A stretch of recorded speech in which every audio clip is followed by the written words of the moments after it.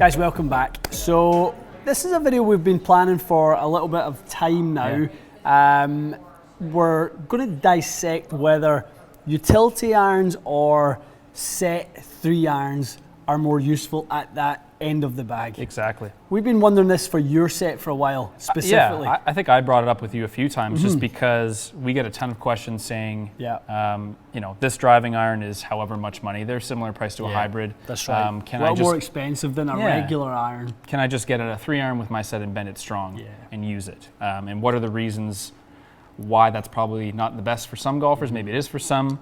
There's tons of reasons that I think someone might benefit from a driving iron, myself included. It's been something that I think one of the biggest changes to my game has been incorporating that. It's really been good for you, hasn't it? It's been great for me, yeah. So I think it's a category that is really trending, I think, in the last couple of years where people are getting more curious about it. Very curious so just kind of want to go over why someone might consider going this route versus just going with a set iron and bending it strong. That's right. And it comes back down to set composition again, and whether you're long iron, whether you're hybrid, whether you're utility iron, whether you're 5-wood. Yeah. You know, there's all sorts of options at this area, and it's a tricky one because everyone has their preferences for what they might want to use it for. For some people, it might be an off the tee club. Yes. So when the hole gets a little bit tight and you have to feed something down there, probably more what it is for you.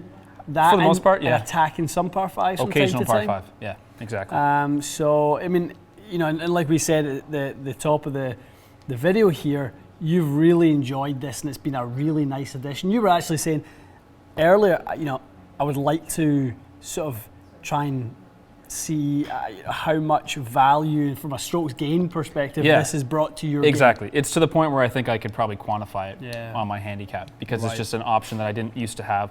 Not a super confident 3-iron player. And I think miss hit specifically cost me a bunch. You miss hit a 3-iron off a tee, you're trying to hit it 240 or 220, you're done. Like you probably hit it 180 sideways and you're screwed. So that's made a huge difference. I think just the forgiveness that this has, the ball speed retention across the face, those kind of things have been so valuable for someone of my caliber. And I think any level of player would find something similar. Without a doubt. Well, we're going to hit a few with both of them, and we've kind of got Matt set up here on the first hole at Pebble, which is a hole that most people would just take a long iron off of. Yeah, it's about depending on the tee, like 350 to 400, something in that range. Exactly. I think the US Open tees it plays about 380, 390. We've got it. It's sitting right now at 360 on the foresight range. So if we look on the map here, now if we hit this up to the corner about 240, we're going to be perfect. We're hitting uphill 10 yards. That's another video where we're going to talk about the value of that, you know, and what you might lose. So, you know, we'll probably hit some here and you guys might go, I thought Matt hits it further than that.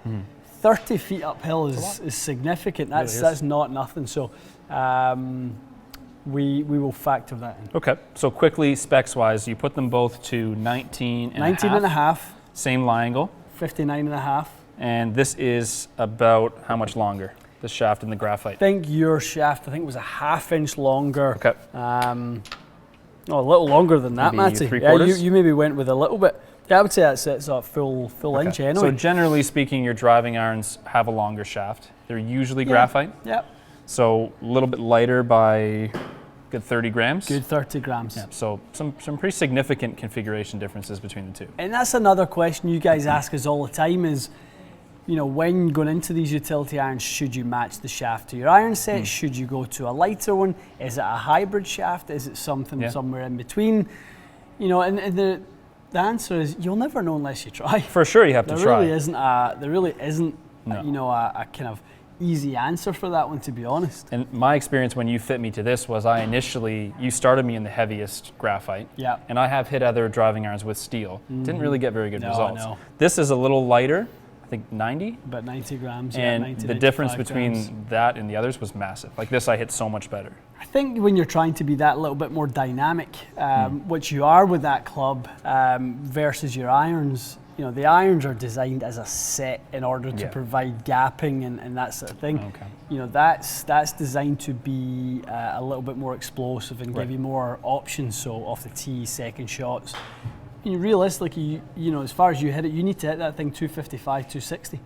To have it fit into my bag, yeah, something like that. For the guy who hits driver, if we call your driver, 315, if we call your fairway 280, the next club down needs to be about 255, 260. Yeah. So, yeah. Okay, so ironically, this 3-iron from my set, I've never actually hit it until today warming up. Interesting. So it's a good little one to test to see how it compares. We'll start with that. Yep, we'll see how that flies.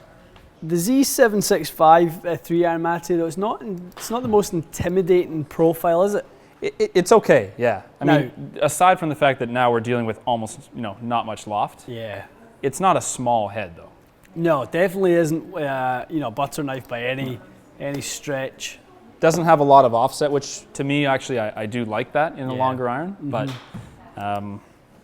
let's see how forgiving it can be.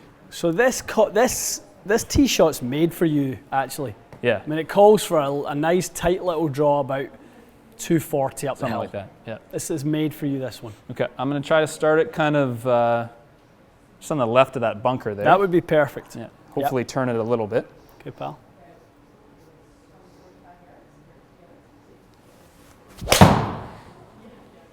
Oh, he's only went and called it. Bounce right. Yeah, so that was struck pretty well. Maybe an inch in the toe, but not by much. So that's toey. That's my miss. Be interesting, Matty, to see if over the course of some different strikes here, if that is the difference between the two. When you miss it, your drop off is a bit severe. Yeah, certainly did not get away with that, did I? No, not at all. Pushed it a little bit. Wouldn't be the worst result. Contact-wise, I was fine. I think I just left it a little. Just hung on to it a little bit. I mean, I think what we're going to see is we are going to see quite a difference in ball speed here. Probably, yeah. I think so. For exactly the same loft, I think we might see 5-6 miles an hour ball speed. So that was a pretty good swing. I think I just overturned it a bit.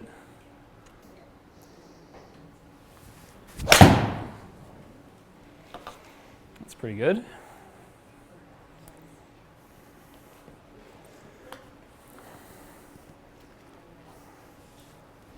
All right, let's see one more good one with this and we'll switch over. Yeah, we would take that last one, wouldn't we? That was reminiscent really good, of the first one, wasn't it? Yeah. Almost identical carbon copy. Height, yardage on the carry, ball speed was quite similar. Yeah, not dissimilar at all. Just a bit thin, yeah, but I would take that. You'll take that as the miss all day. Yeah, that's fine.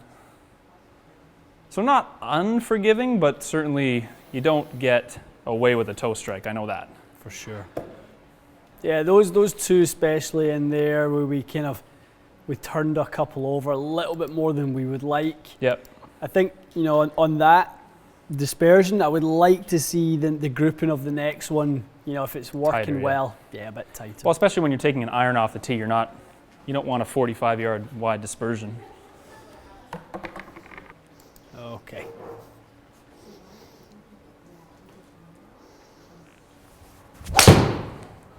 Different noise. Yeah, so it just feels so much jumpier off the club.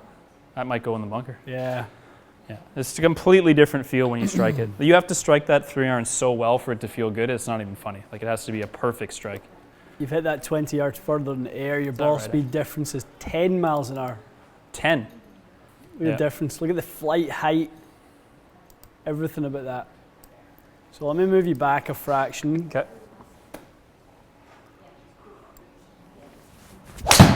Swing, Matty. Turn. Little extra turn. It's kind of like one of the other ones I hit. Get through it. Get past that. Oh, it's fine.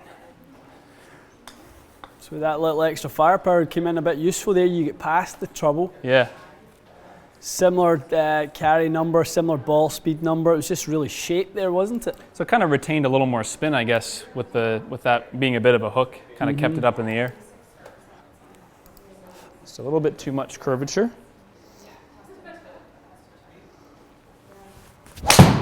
That was good. That's a little bit more like where I was aiming. That's perfect. It's just way easier to hit that shot. It really is.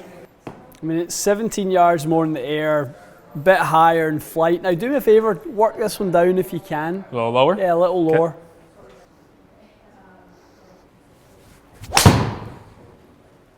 It's perfect. It's absolutely perfect. For this hole. Yeah, that's the shot, isn't it? Yeah. Stay there. So you've flighted that down another, 20 feet or so there. Right. Maybe even 30 feet, so it's really nice. Ball speed's different, isn't it? Yeah, it really is. That's the biggest thing we're seeing. Looks good though, eh? Yeah, it's good. I mean, I think a lot of it is the total weight of the club being lighter with the shaft. You feel much more dynamic. Like that feels like work to swing that with 120 grams at that length. And people will be surprised to hear you say that. Of all people, your speed, they'll be like, as much speed as you've got, that should be fine. But it's everything's got to be in balance and absolutely fit to purpose. And this is just not a club that you're not going to swing like an 8 or a 9 iron. No, you're going to swing it more like your 3 wood, a little closer to that type of swing. And I think it allows you to swing with that aggression. I think part of the reason that the dispersion's so bad with that other club is I don't think I'm swinging with quite the same conviction because you just don't have the same confidence. Just the way the club feels kind of heavy and tough to hit. Well, we were talking obviously about trying to fit the dispersion into a much tighter window, and if you look at the comparison there, it's a little bit better. It's a little different. Yeah, I mean that not everyone will probably see such a massive difference, but I just don't see too many people going, give me a full length, heavy, steel shafted 3 iron, let me bend it strong and let me go play golf well. I don't see it. There's a lot of people, it would shock you actually the amount of people who want the purity of, I want it all to be on me. Oh, okay. It's amazing. Each to their own. If you want that, crack on. It's not for me. I think if you look at that there and that's the same guy, same swing, same intent, same hole, trying to do the same thing, it's night and day. It's not and even 10,000 times better results. It's not even close. Yeah. The feel of it's better. From a gapping perspective, I mean, if you were using that old 3 iron, you'd have a massive gap Big right time. now. I have a hard time flying this the right distance. Yeah. Because it doesn't have enough spin or height to it. I know. Even if you look on tour, your fastest players are all using driving irons. Definitely. I just don't, I don't know. As you say, it is just a personal thing. If you really want to hit a 2 iron and have a little butter knife and have fun with it, I guess. Yeah. But your worst is so bad. I mean, some of those shots I hit would wreck my day at Pebble Beach. I know. You tee off on one and you duck hook it into the trees. Okay, we'll see you later. Thanks. 500 US later, and it's not a good way to start the day. Caddy sign, you can put it in the bag for another one. Yeah. No, that's it. So, I mean, the game is hard anyway. Let's not make it harder. That's the purpose of the utility. Definitely. Sure. So a lot of the time, a graphite hybrid shaft is the one that fits into that club. That's right. That's exactly it. I mean, even some graphite iron shafts, like something like an Acra 100i, a steel fiber, sort of, probably a 95i. Stiffen that up. Recoil is really popular as a good driving iron shaft. Yeah. Or get into the hybrid shaft. So, either iron or hybrid shafts will work pretty well, but most people are going to stick to graphite. Yeah. All right. Well, hopefully that answers. It was mostly my curiosity, but a bunch of comments about it. I think they were curious as well. Yeah, I definitely think that the value of the longest iron in the bag sort of idea is one that I think will be in a lot of people's mind, Matty. So I think this is good.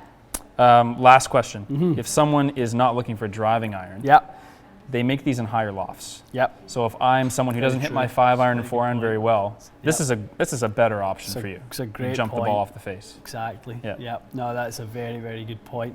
And you see, hollow construction irons now being a big part of the game. So that's just another one of those, cup face technology on there, very quick. Ball speeds are as quick as anything. We see big difference. We know Shrixon make a pretty quick iron. Yep. That's left it for dust. For sure. And for the person that can't hit 6 and 5 iron high enough, this has got to be the easiest shortcut. Get this in a 25 degree and hit your long par 3s. Definitely, that's it. And we have a lot of viewers, whether they're playing on the islands where it's a bit windy, Texas, Scotland, England, you know, wherever, you know, and they might like that little kind of lower flight. So, you know, this might be a really good option for those players who like to flight it down or need to flight it down. That's a good point. As well. So that's where, you know, we alluded quickly there to CG location, because the depth of the iron front to back is exceptionally thin. The CG is much closer to the face versus a wood or a hybrid where, you know, the CG is going to be between somewhere between front and back on that. You know, that is going to play a big part in elevation. Awesome. That's good stuff. Yeah, good. Guys, hope this has been useful. We've wanted to do this one for a while, so it's a box tick for us, and hopefully it is for you too. If you've got any questions, I'm sure there will be some on this one. Yep. You know, please let us know your own dilemmas and thoughts, and, you know, set composition down there. We'll do our best to get to as many of those as we can. Awesome. Excellent. Guys, thanks for joining us. See you again soon.